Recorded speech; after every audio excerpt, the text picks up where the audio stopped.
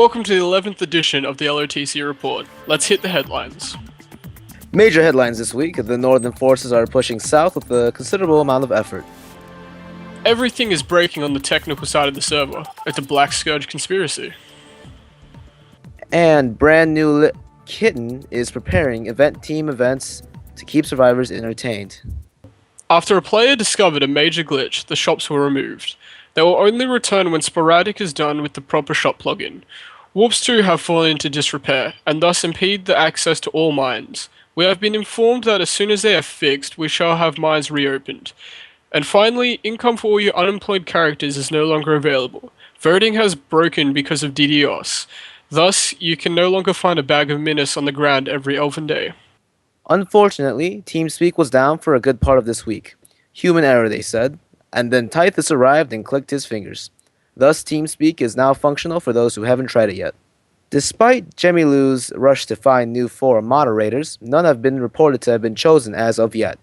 This means that you still have some time to get your applications in. Hurry if you want to be considered. Horror for the Magic Application team.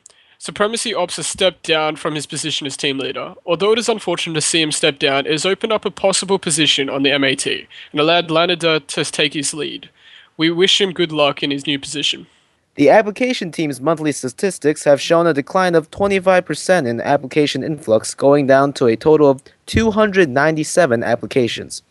These are evenly shared between denied and accepted with a near 1-to-1 rate. It seems Gooms is overworking though, with a total of 51 apps done this month, which is 1/6 of the total. Congratulations. On the topic of updates, the LOTCBC is proud to announce that the first episode of Stuff Tonight will be out this weekend. This was cancelled because of Ritzy's broken microphone. Instead, Ria shall be interviewed by LEGO Xbox. We hope you all enjoy it. Another soon-to-be-released project is the racial video package being developed by a large majority of the media team. We are in the final stages of getting it all together. We hope this will help applicants to the server understand lore. This week's RP was pretty much concentrated on Malinor. After the antagonist spread its corruption all over the capital, its inhabitants have displaced on the other side of the river, where they have set up a refuge camp. Unfortunately, midweek, a threat rose on an island known as Equinox Grove, near the camp. The council took action as quickly as possible, neutralizing the threat with as many mages they could round up. A blood crystal was found and shortly destroyed after. The North also launched an assault upon Herendil in the Kingdom of Orin. During the siege, the church within was destroyed as well as some reinforcements coming to aid the defenders. These wars seemed to excite the orcs, for they started with Gronk's Great Hunt, where they slaughtered mob upon mob. They made good use of the tent plugin as well. But that wasn't enough. They took the fight all the way to the north. There they hoped to vanquish the Black Scourge in their own territory.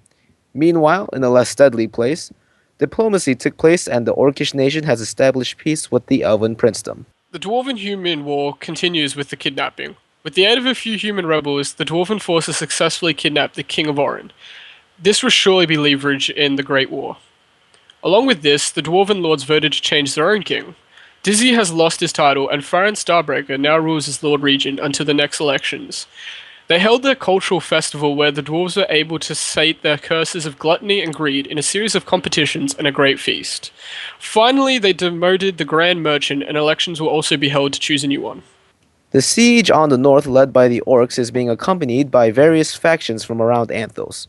The Wolven Guard, Flays, and Dwarves are also aiding in this assault upon a diseased castle. Adunians have a new king. Lachlan Moralendio has stepped down and given the position to Artoris III.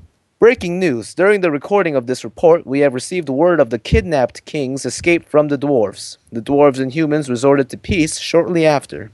Lager has been busy this week with the multitude of threads he has made. He supports the addition of new admins so that the team can have an odd number and thus permit majority votes. He has also proposed that we return to the Aegis-esque magical system, which sparked up quite the discussion. No Shaved November is upon us. Better said, Movember is upon us, as well as the first application for Beardmancy being accepted. Quite a coincidence. And our favorite surveys are coming soon. Sparrow is preparing a new server survey to release in the coming week, so keep an eye out. But that isn't the only survey which will be released. LEGO Xbox has also developed a survey which will be more centered upon preferences which the community has upon certain systems and plugins. As always, anonymity will be conserved. This has been the LOTC report. I'm Sky. And I'm the Insomnic. See you all next week.